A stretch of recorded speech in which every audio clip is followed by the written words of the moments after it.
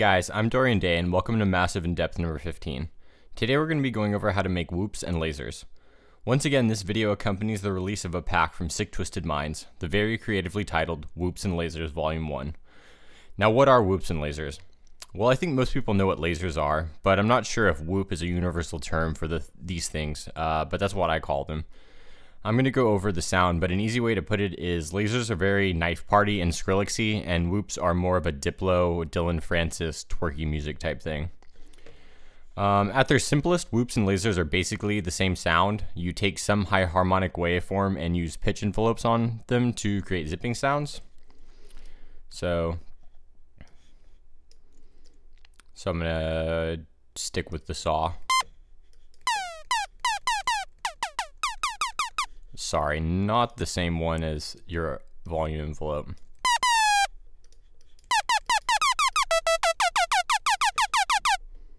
At its simplest, that's a laser, and this is a whoop.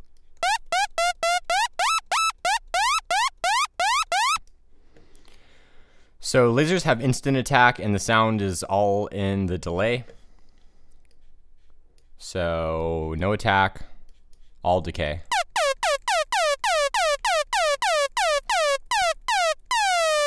While whoops have attack, and they may or may not have any decay stage, meaning they may be full sustain or otherwise. So if you think about what this means, whoops are a sound that starts low and sounds like it's moving high, while a laser is a sound that starts high and sounds like it's moving low. There is no hard and fast rule for what kind of waveform to use, but it sounds to me like squares are more typical for lasers because they sound more hollow and digital. And saws are the choice for whoops because they are rich in harmonics and give very dramatic effect when pitching. So let's listen to... Let's do the lasers on square. That sounds very familiar to me to the ones that you might hear in like a knife party song compared to... They sound more hollow and digital to me, but if you try using this for whoops, it's good, but I think these are more common. They sound more rich, like a horn or something, or a siren.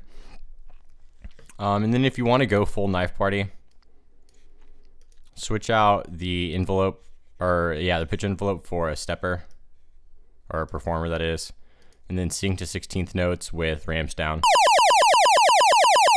And that's like the basics of that sound. So from here, it's mostly down to taste. There are some genre constrictions, but not much. You can basically do anything you think emphasizes the sound or fits your song or the songs you've heard. At this point, I'm gonna run through the demo patches. There's 2 lasers and 2 whoops. So do the lasers first. Number 1.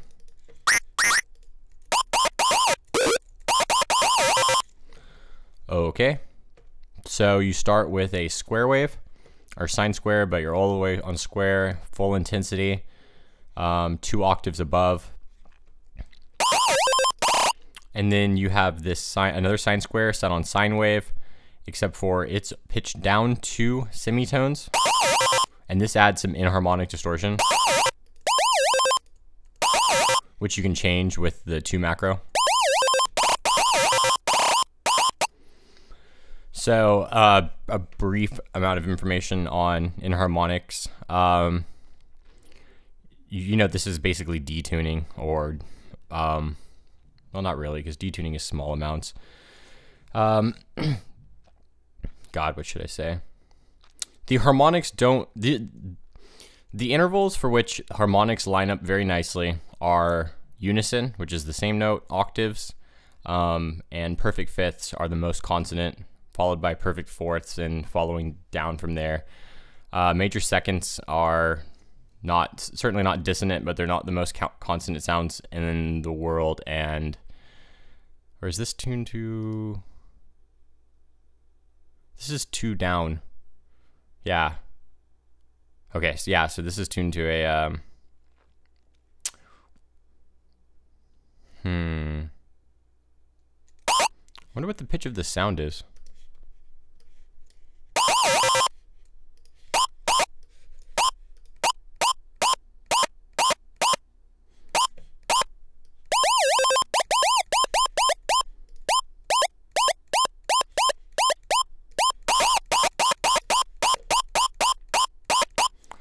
Well, without talking too much about the music, basically when you start putting in intervals that are not the most musical intervals, so essentially not octaves, unisons, or fifths, you start introducing harmonics that are not related to the original tone. Now, this can sound pretty bad depending on the circumstance, but this is a sine wave, so we're only introducing one at 2 semitones below this oscillator.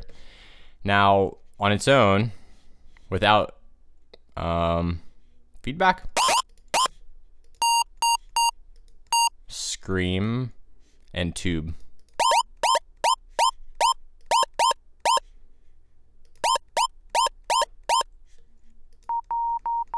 So that's what the sine wave sounds like with nothing else going on. Then you add in the square.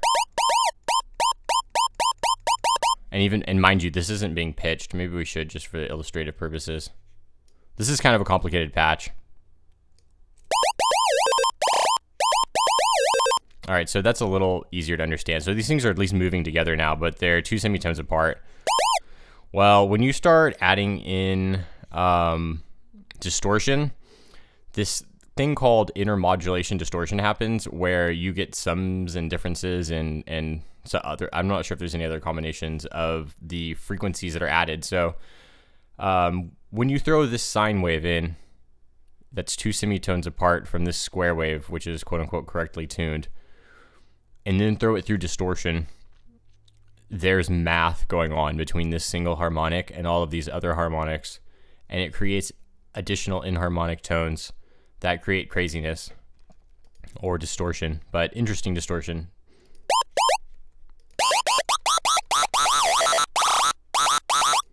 It creates that very like thick grating sound. Anyways, that wasn't the best explanation of inharmonic distortion, but it's something I've just started to experiment with, so I don't have it exactly down in my mind about how to explain it or fully how it works, but that's what's going on with that. Next, you have a scream filter. The scream filter is a filter with high amount of resonance in its circuit, so you get feedbacky sounds without even using the feedback circuit. But we're on scream. We're set to parallel. Both of these should be going up fully. Sorry. I got kind of sidetracked by the inharmonics of this tone, so I'm going to go back over this. Square wave, wavetable position all the way to the right, intensity all the way to the right, amp all the way up, 2 octaves above. Sine wave, amp all the way to the left, intensity all the way to the right, wavetable position all the way to the left, so that it's a sine wave. It's pitched up to 22 semitones, 2 below the first oscillator. Next, we have one filter running. It's a scream filter. The cutoff is all the way to the right, scream in the center, resonance in the center. We're basically using this as a feedback circuit. It's subtle. All right, mixes all the way to the top. Tube, effects all the way to the left. Dimension expander, effects all the way to the left. EQ, everything centered. Oscillator. Voicing, mono, legato, triller. Routing will stay on this page, but we aren't using any inserts. We're only using feedback, and feedback is grabbed at the end of the amp. We have the modulation OSC on, and this is at an inharmonic interval also. This is at a... Oh man, my music's really bad right now. All right, it's 4 below, or 8 semitones below 4 octaves above. And then you have both phase and ring modulation, phase on oscillator 1, ring on oscillator 2, knobs all the way at the left. And I think that does all the main settings. Now we go over the LFOs. Now we have a performer. This is the pattern. You'll just have to draw it in. The ratio is 1/16. We're restarting, and the X phase all the way at the top. Voicing, nope, we're good on that. All right, and recall, I only set it on oscillator 1 to begin with. It's up to you whether you set it on both. You probably get a more tame tone if you do. I think that's all the envelopes and oscillators. Well, I guess this is the envelope also.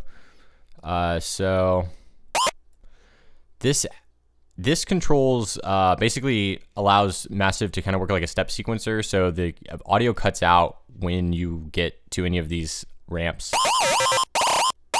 You can hear as the box gets over them, the volume cuts away. And that's because the levels drop down instantly for those periods. But yeah, otherwise it's full attack and then full level throughout and then a little bit of release. Okay. Macros, 1 is on vibrato, depth, rate. 2 is on the amount of this inharmonic harmonic. 3 is the amount of tube, dry, wet, and drive. 4 is the amount of high shelf. 5 is the amount of phase modulation, PM. 6 is the amount of RM. 7 is the amount of feedback, depth. And 8 is the amount of dimension expander. Very small amounts. Okay, that does it for patch 1. All right, Lazer 10.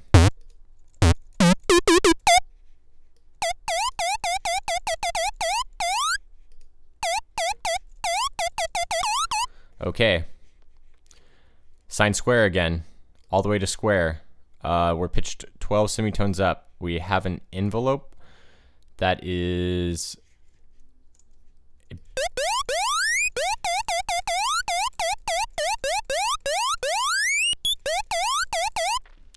it basically induces a separate laser sound. This one's not exactly a fully traditional laser because it kind of moves in 2 directions, as you can hear.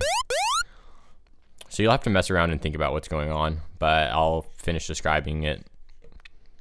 Anyways, yeah, full wavetable position, full intensity, no other oscillators, comb filter, parallel mode, pitches all the way to the right, dampening in the center, feedback slight of right, mix all the way to the second oscillator.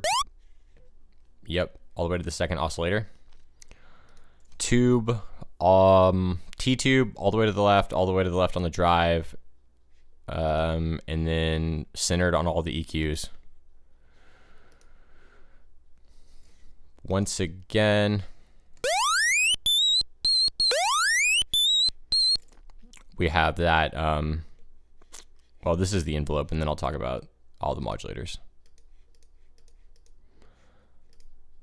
Okay, so envelope 1 is on the first oscillator going up 12 semitones, and it has other modulations on it. Anything else? I don't think 2 or 3 or 4 go, or 4 is full attack, mid decay, a little bit of release. 5, LFO 5 goes on envelope 1. It goes the full depth of the decay, and it is on a 1-to-1 ratio. It's centered between a sine and a down ramp, and we are restarting full amp. Number 7 are these falling exponentials, I think. I'm not exactly sure. Anyways, they're a ratio of 1-to-1 with restart and X fade fully to the top, and they're on oscillator 1 with negative 64 semitones of pitch modulation. And then once again, we have the stepper, 1-to-16 ratio, restart, glide in the center, but none of those are activated. Okay, these steps, and then that's modulating the level of the main envelope, cutting it out every so often. Oh, okay. Next you have macro 1, which controls secondary zap by controlling the amp of Performer 7. And then you have 2, which controls, oh yeah, I remember. So there's a laser and zap macro, sort of changing the characteristic. Anyways, laser controls envelope 1, the amount of level. Next we have PM, which controls phase modulation, and 4, which controls ring modulation.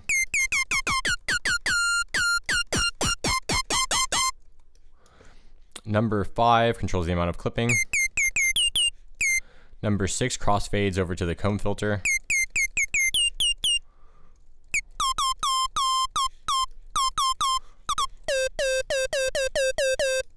Which has a subtle impact.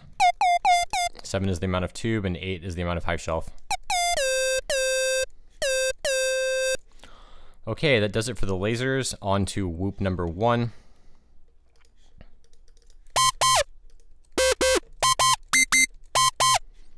Okay, so we have 2 oscillators. The first one is sine square, 2 octaves down, full intensity, wavetable position to the full left for the sine, amp all the way to the all the way down. Second oscillator is 12 semitones up. Once again, sine square, wavetable all to the left, intensity all the way to the right, amp all the way to the left. The audio is going into both filters, but we're really only using filter 1. You can see we're serial, but mix is all the way on mix 1, so we're only using the top one. Scream filter, cutoff is at like 130. Scream knob is slight of the middle. Resonance is all the way at the bottom. We have Bronner tube, full dry wet, full drive, dimension expander all the way at the bottom, and EQ centered on the low shelf, slight of left on the boost, all the way at the bottom on the frequency. So we're like further cutting the lows. And then this high shelf is centered. The attack envelope, or the volume envelope, has a little bit of attack, middle decay, but full sustain, and a little bit of release. I think that's default release or a little bit more.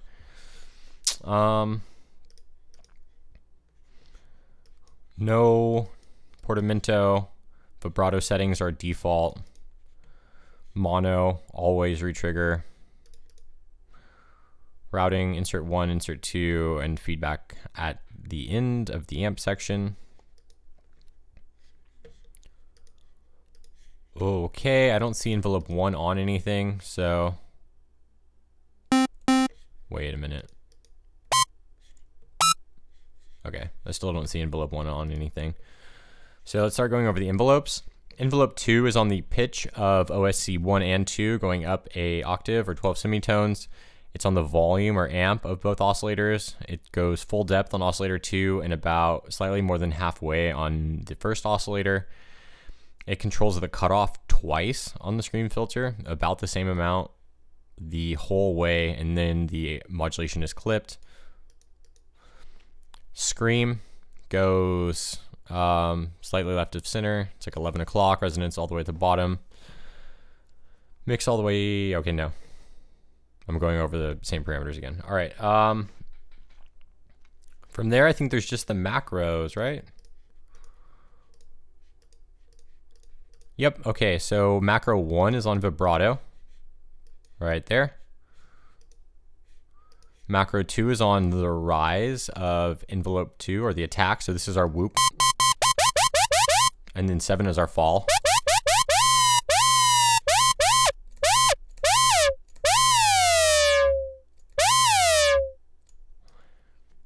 I guess that control, what is that, all that control?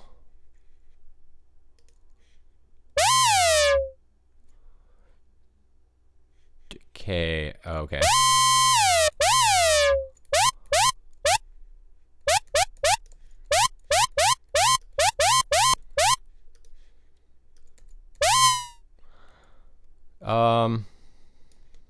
This was supposed to be worked with that. Otherwise it doesn't do anything. Okay, so just to reiterate, fall or macro 3 is on the release of the volume envelope and the cutoff envelope. 4 is on dimension expander. Probably too much. It should probably go to like right there.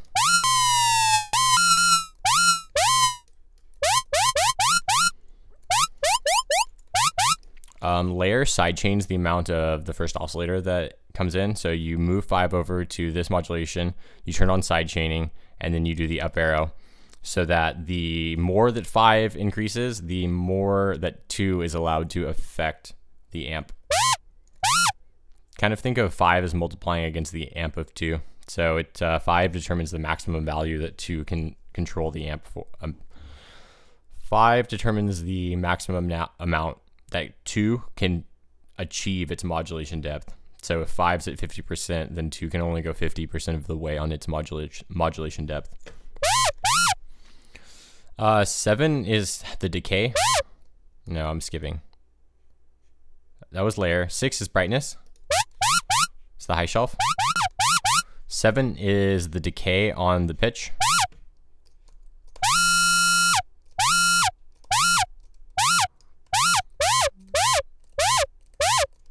So it's how long it stays up before it falls down. And then finally we have the clipper. So this completes Massive in Depth number 15. Once again, we're selling this pack and we have the demos online as well. And if you want to hear more about how these sound, then you can check out the run through on our YouTube channel, the Sick Twisted Minds YouTube channel, that is. Once again, thanks.